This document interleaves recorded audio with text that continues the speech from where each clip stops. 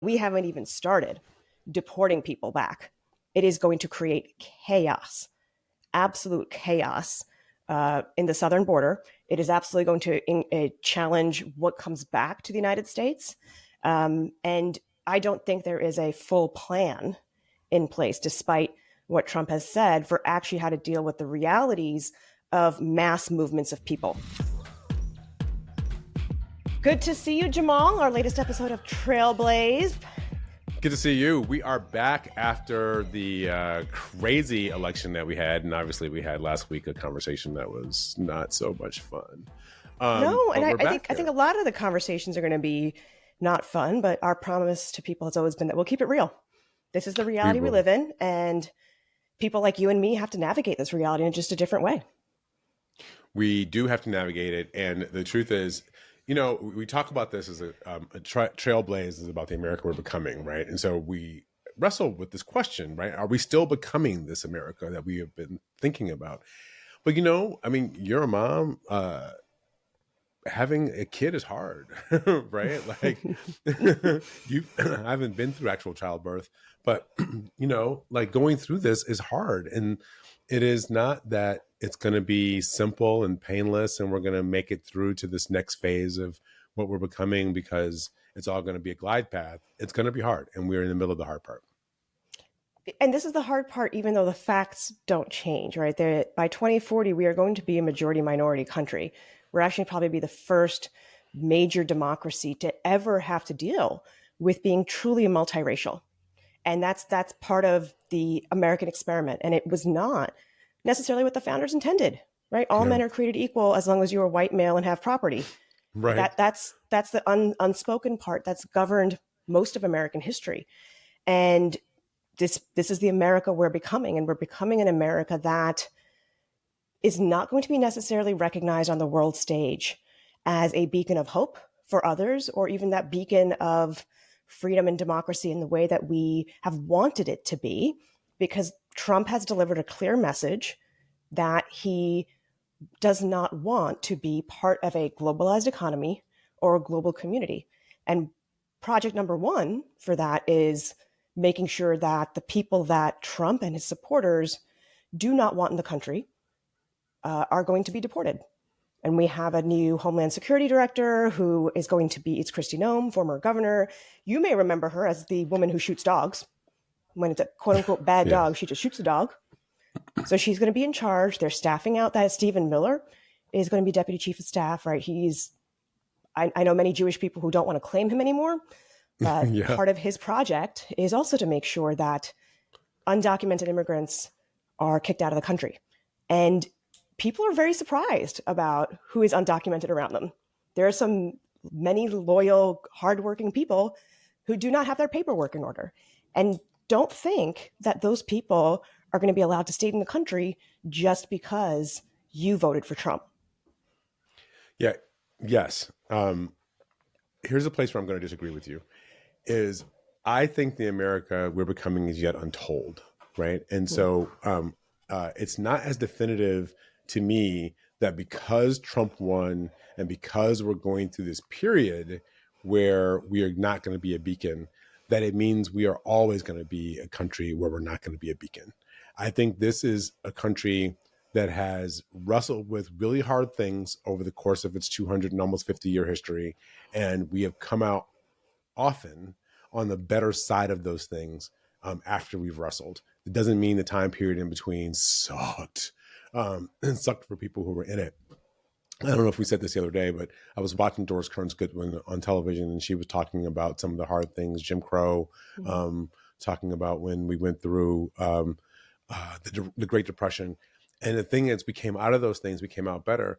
But when people were in the middle of them, nobody knew how we were going to come out. They just had to get up every day and push and fight and try to create the world that they wanted to create. And then the pathway began to open and the light began to shine through and knew how to guide the work to get there. So I agree with you. The interim, like what we're facing right now, is dark, and it's going to be miserable and hard for a lot of people in really visceral ways. But I do not believe that that is the end of the story. I appreciate your optimism. I think even though suffering exists in the world, so many faiths tell us that you have to get up and do what you can every single day. But this may be a period in which we do live side by side with a lot of suffering. The Hmm. challenge I find is that the United States on the world stage, the brand promise of America, is going to be hard to navigate. And not, 85% of Americans don't have passports. So this is a high class problem I'm talking about right now of what it means to be America when you're traveling overseas. But our diplomats, even our military folks, and anybody who has any business people who have to deal with folks outside of this country understand that this reality is there's an entire generation that was raised in the shadows of America's Middle East regime change wars and Afghanistan, that prior to that were the coups that the United States supported in Latin America. And it's only recently that we have tried to remind folks that America, while it has its own challenges, does stand up for democracy, wants to invest in free and fair elections, right? Wants to support this democratic project on the world stage. That is not Trump's answer. So since the 1980s onwards, people are already looking at America as an ally, as a partner, as a power on the world stage with really skeptical eyebrows. And right now, the skepticism isn't about, oh, will you help us in the way that we expect you to help us? But the skepticism is, we don't know what's going to happen next. Like Donald Trump hates NATO, but then he can change his mind tomorrow. So we're unreliable, right? The idea of America on the world stage and you don't know what America's going to do next, that's just a recipe for chaos. And that chaos is going to filter down to our local economies.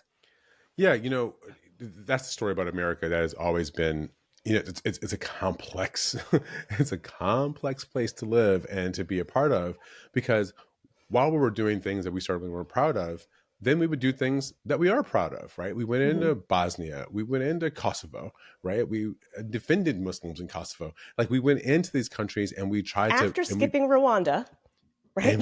and made things better. We went into Somalia and it ended up going bad and we pulled out, right? But we went in, I Yeah. think, for probably like the right reasons. And so it's America will make you work for it. It's not going to be easy. Someone said democracy is super hard. And so we make, or as Churchill said, after we try all the other things, we tend to get the answer right. And we are in the middle of trying a bunch of other things that are not working, probably not going to work out. I think about this from having seen an era kind of at the 1990s where soft power was the lead for Americans, right? We were the ones who were leading with, with businesses. We were trying to set a moral example. We were going around the world. Our whole engagement was, a commercial strategy where America was taking companies to try to build these relationships. And then you had the Bush era came in where it was hard power, where we dropped boots on the ground in Iraq and Afghanistan. And we were really pushing and fighting in a hard era. And that kind of bled over into the Obama era. But Obama kind of reignited the idea that soft power might matter when it was about our morality. And he was Yeah, he just such kind added of a drones in figure. so we didn't have to do, right, drones so we didn't have to do boots on the ground anymore. Yeah, but he was like a figure that people could admire. And so people said, oh, well, if America, remember he got a Nobel Prize before he even got inaugurated, right? Yeah, If which now I think about America, it is kind of weird, to be honest. I'm like, you just got a Nobel Prize for being elected? Like, I know that's a big deal. because it But was a huge deal, because he actually ran against that war against Iraq, right? He ran against that. And so it was like this idea that America could be on the way back, that instead of having like an America that's marching across the world with its military, we could have an America that's more restrained and somebody who is going to be thoughtful. And I think that was a thing. yeah, But now we've got thoughtful this in doing era. very targeted strikes using drones that we never talked about up until finally, late in his government. He's like, okay, we can talk about the drone strikes because now it's kind of ridiculous. Everyone around the world knows it's happening, so we're just better off not lying to people. And I will say this: drone strikes have saved U.S. lives. They have had countless casualties I was overseas going to because of say, yeah. the challenge of the targeting. So it's one of those things that these tools that we use and we exercise in theory, right, to help targeting extremists have had disastrous results in local communities. So it's only ended up hurting that brand idea of America. And all of these countries that you talk about hard power, yes, they wanted us as America to help them with their hard power. right? That was fundamentally what the relationship with Saudi Arabia is about. They have oil. We can give them military power, military bases, and train up their army, right? So that's on the one side with the Gulf. We have Mm-hmm. Saudi Arabia. On the other side, the promise that we've made to protect the military, on the other side, to protect Israel with military support, right? So that is the American footprint in the Middle East, and it's all anti-Iran. And Mm-hmm. we've paid for that. We've paid for that sincerely in many, many ways. And part of what we paid for with that alliance is that idea that America will stand up for human rights, because we don't consistently, not even Maybe not remotely consistently, but we stand up for human rights a lot, right? Like, it took us a long time. We got to the point where by the time we got to South Africa, and you did have sanctions put in place, you did have an America that was leaning with other allies against the South African government. Mandela got released, and it was in the economic interest of the white minority to do that, because America and other places made that case after pressure from internally. So again, yes, all the things, the drone strikes, which hurt people, other things. But at the same time, we have been a constructive part. We're in Ukraine right now, where we have, we're funding an entire war to try to push back on Russian aggression, which Mm-hmm. this administration doesn't want us to fund, because they don't mind necessarily. They just want to cut a deal with Russia and get it over with, where Russia would get whatever it wants. And then every other country would be in jeopardy. Poland, Finland, all these countries in the North Baltic. Like, it's a complicated world, as you know, because you did Mm-hmm. this for a living, but it's a Mm-hmm. really complicated world. The one thing I'll say is, I remember being in Vietnam, and a guy said to me, this is maybe like 10 years ago, and a guy said to me, he said, the thing about America versus China is that Americans want a lot of things for themselves, right? But they're willing to cut everybody else in. The Chinese want everything for Mm-hmm. themselves. Mm-hmm. Nobody else gets to participate. They just take all the benefits. So no one has any rose-colored glasses about America. But the thing about the American model is, you can get in on the deal too. We're not trying to take everything. We're actually willing to restrain ourselves in some way by being part of the UN, the World Bank, the NATO. We'll restrain ourselves in some way Mm. in order to have more people at the table, and make sure we have disseminated, we distributed the benefits of our kind of hegemonic power. Only to a point, right? Only to a point, because ultimately the United States is not a party to the Rome Statute or the International Criminal Court, because Sure. they're not just going to go after Israel. They would also go after many of the violations committed by the United States in Iraq and Sure. Afghanistan too, right? So like, there is I get that. If you have power, the number one thing you should do is protect yourself. Mm-hmm. That's kind of the conclusion, though, that we've ended up with Trump. Individuals protecting themselves, not protecting everybody collectively. What that does on the world stage, it makes it very clear to other world leaders and countries that don't rely on America. Fair, got it. You got to do what you got to do, but also start to build coalitions that don't include the United States.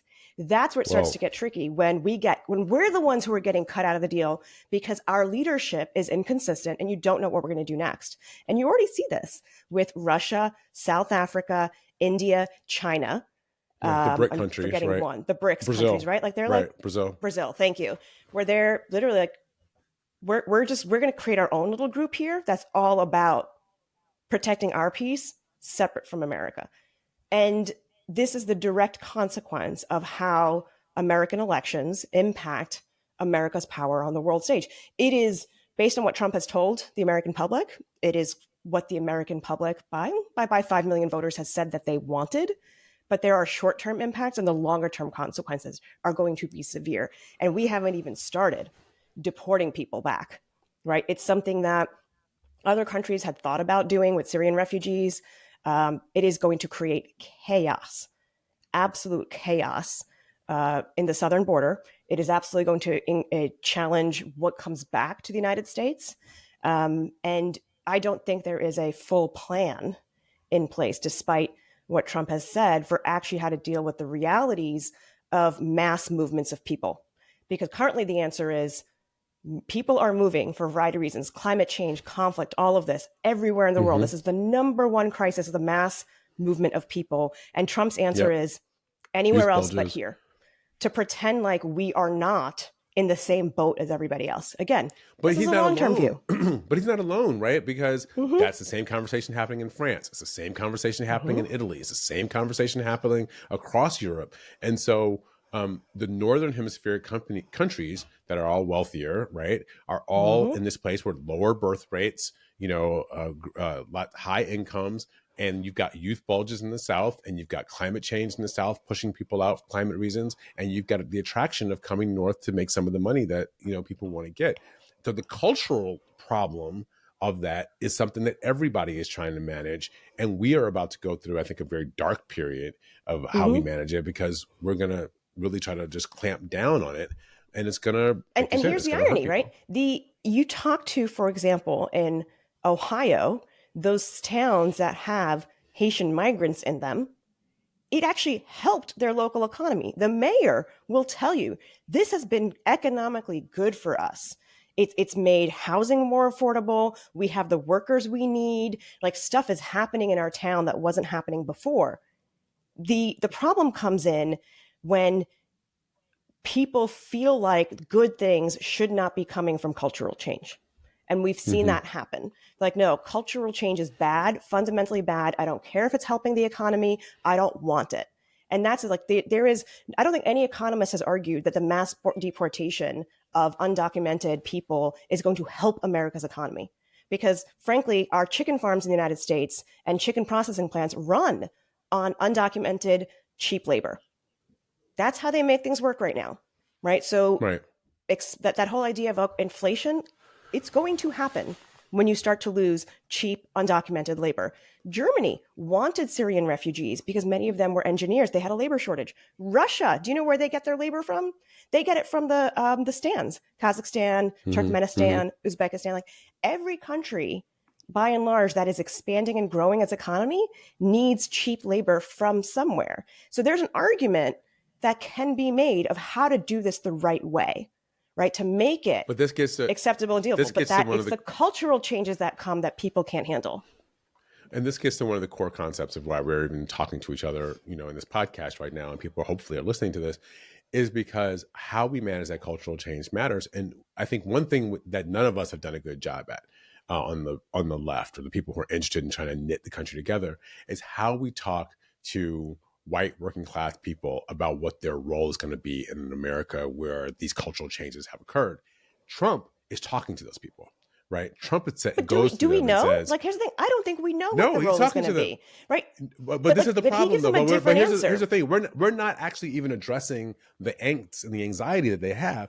Trump goes Mm-hmm. in, he names the anxiety, he talks about it, and then he blames brown people for it. Right? He Mm-hmm. says the problem is the liberal elites and the brown people are making your life miserable. And so people say, "Wow, nobody else is even talking to me about this. So if Mm-hmm. Trump has an idea, maybe I'll follow that guy, because at least he understands this problem exists." We try to tell people they shouldn't feel badly. The world is changing. It'll all be okay. It'll all work Or I out. think We actually all what's need to be worse, you know together. what I think is actually worse And than people are that? like, y'all don't know what you're talking about. This sucks. You know what else I think is worse is when we tell people we're going to bring back the economies that are gone, right? The idea Right. we'll bring back manufacturing, we're going to bring back the coal jobs, and it's like, that doesn't happen, right? That doesn't happen. And so, how do you do a But better in lieu of job? nothing, they'll grab on something, because at least somebody's That's making the them a thing. promise to Well, try I to mean, so change something. the answer then is what? Democrats should get better at lying to people. No, Like, is but that Democrats the should come up answer? with a theory of the case, right? We should think about, because Mm-hmm. look, here's one of the problems. Trump right now is talking about tariffs, because he's making the argument that if he increases tariffs, if he increases tariffs on other countries, then that will enable American manufacturing. But it's a dodge. You know why? Because Mm-hmm. the whole trade dislocation is 90% done. We've had all of that stuff Yep. It is ain't coming horrible. back. It's already happened. It ain't You coming know what's back. really going to happen? What's really going to happen is AI. AI is going to displace far more American workers than trade is going to displace. But Trump's in bed with all the AI people.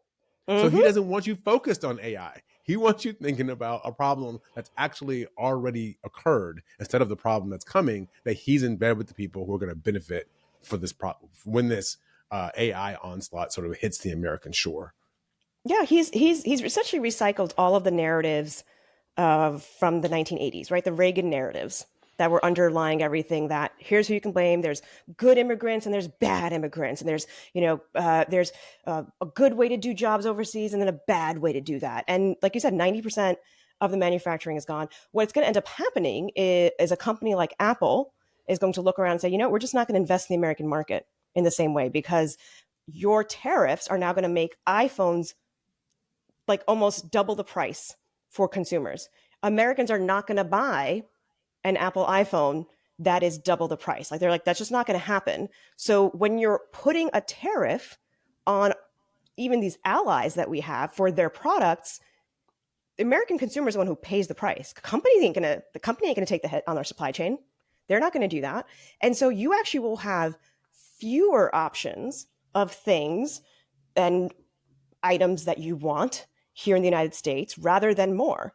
So it's the promise of tariffs is it's a sledgehammer response, right? No, Like I'm going to absolutely. take a sledgehammer to this problem and you're going to feel good that you saw me coming out swinging and taking a sledgehammer to it. And I wish it was that easy. That's what I've learned from my time in policy and government and all this stuff, is that it's not, there are ripple effects. And if you don't think about those ripple effects, you end up doing more damage with the sledgehammer than you do actually building new things. Yeah, but not addressing the problem is not working, right? Like No, not that's true. naming it for people and not saying, like, we understand that you feel some discomfort about this and we're going to help you try to navigate this. And here's some, one person who tries to do it is like Bernie Sanders. The problem is he doesn't really have like an ethnic lens. He doesn't really have a lens that talks about people of color in his analysis. It's rooted in like a 1930s, kind of union socialist movement that doesn't really apply to Well, I will what we're say facing today. unions are booming with young people right now. They are, Booming. but this is a modern union thing, right? And those are a lot of those are SEIU. They're service workers. They're not necessarily people who are in big factories.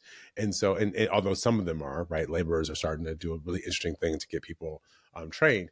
But we got to come up with an analysis that's modern, that includes the cultural dynamic and not just the economic dynamics, where I think Bernie's analysis falls short. He doesn't quite capture the cultural changes that are happening alongside the economic problems people are facing.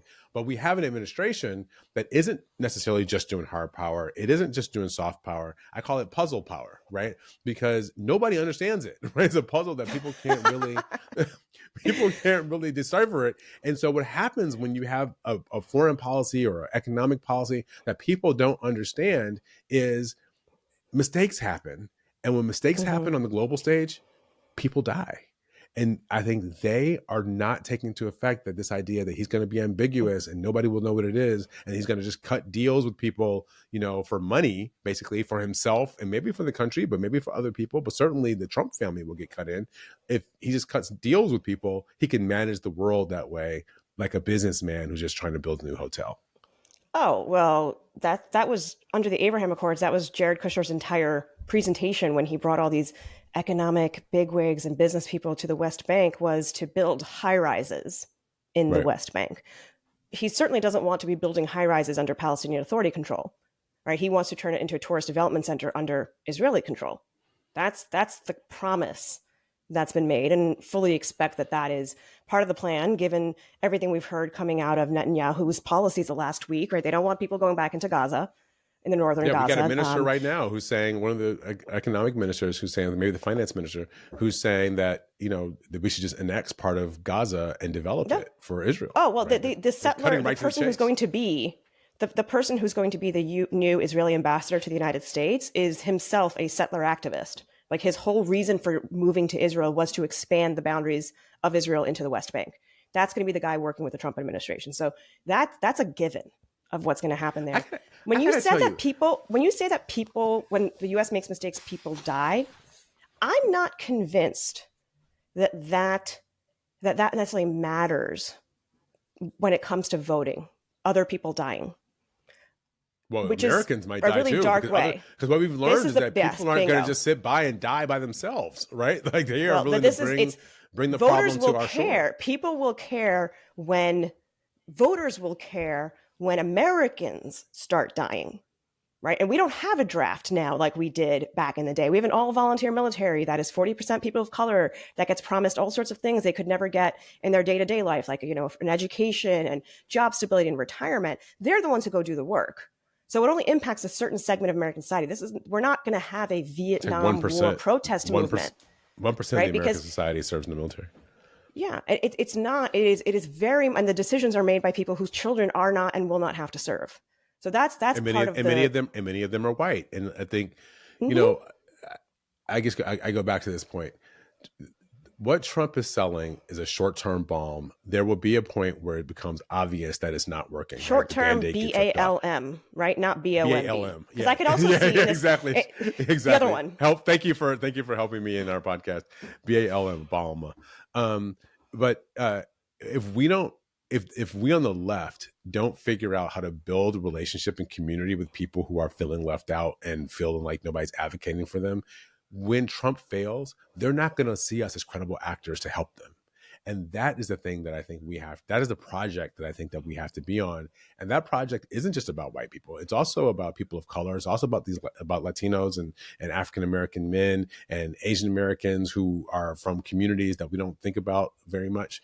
Like, we've got to figure out how it is that we on the left have a argument with them about how we can help make their lives better and policies that are going to actually be implemented to do it, or else, and relationships, like just genuine relationship and conversation. Because if not, when Trump fails, they're just going to check out. They're not going to come and follow us. They're just going to check out, and we'll still be in the place where we are.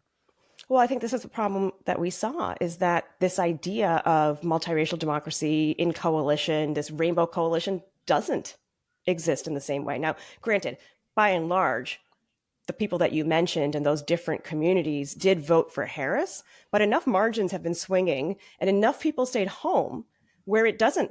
People are looking at each other like, you don't support me when I need help.